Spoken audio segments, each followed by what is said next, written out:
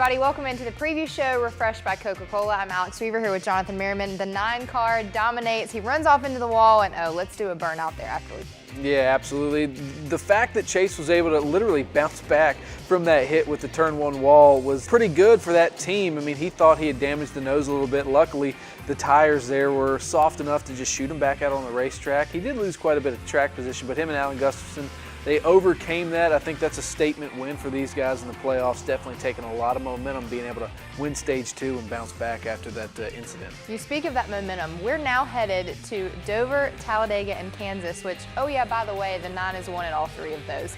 Is he kind of the shoe-in in his wheelhouse for this next round? I mean, I've been saying since the beginning of the year, the next step for Chase Elliott is to make it past the round of 8 naturally. I think that the round of 12 suits him probably better than any other round of the playoffs, given his success at these 3 racetracks, starting with Dover, then Talladega, where he won earlier this year, and Kansas, where he won last year. So, yeah, I would say that the 9, they're sitting in pretty good position right now. Let's stay in that same organization with Hendrick Motorsports. You and I have talked about Alex Bowman and the recovery that he made that weekend. Comes from a backup car, little practice time, finishes P2. Let's look at him in the round of 12 now, because he has a P2 finish at Dover, Talladega, and Kansas the last times that we raced there. Could he be the bride and not the bridesmaid? Yeah, I think possibly he could, but I think if you told Alex Bowman, hey, you can go to these next 3 races and finish second, I think he would take that and move on to the round of 8. I do think they have the speed. I think there are some different obstacles in these next 3 rounds for this 88 team, but they know they can do it. They've been fast, and he also had the drive of his life at the Roval, so they can ride that momentum as well. Headed into the round of 12, who are the locks for you, and who are you kind of worried about? I'm not necessarily worried about anyone. I think, we talk often about, well, who is in your bottom 4? Who do you think is going to get eliminated?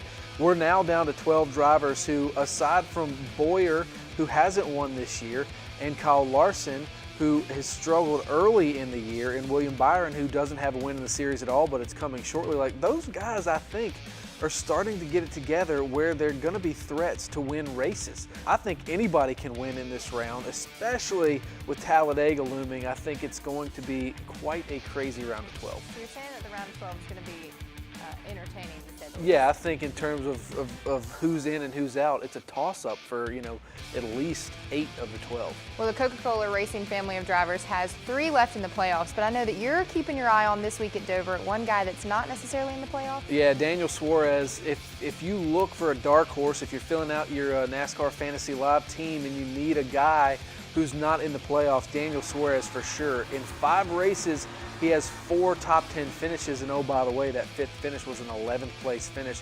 Finished on the lead lap every single time he's been to this racetrack in the Cup Series. That's pretty impressive because Dover, I mean, it's the monster mile for a reason. Miles will chew you up, spit you out in a heartbeat. Well, Denny Hamlin had 38 points the last time that we visited these 3 tracks. That's the fewest of any drivers. Are you worried about the 11? I'm not worried about the 11. I think the path for the 11 and the path for the 22, I think they resemble each other. Joey Logano, Denny Hamlin, they're not the best at Dover. They're okay. I think they have to have clean races. I think you just come out with a top 10 finish, I think you will be fine, but it's easier said than done. We talked about how easily Dover can turn into a monster of a racetrack. Joey Logano has experience with that. He flipped there early in his career and flipped a couple times there. So you only think Dover's a mile. So to go over on your lid at Dover is quite an accomplishment. Well, the guys who have conquered miles have been names like Elliott, Truex, Kevin Harvick. We've also seen Kyle Busch dominate there, but Jimmie Johnson is king. So can we look to that 48 car to maybe break it into victory lane at Dover? I think Jimmy's got 2 realistic shots to win this year, Dover being one, Martinsville being the other.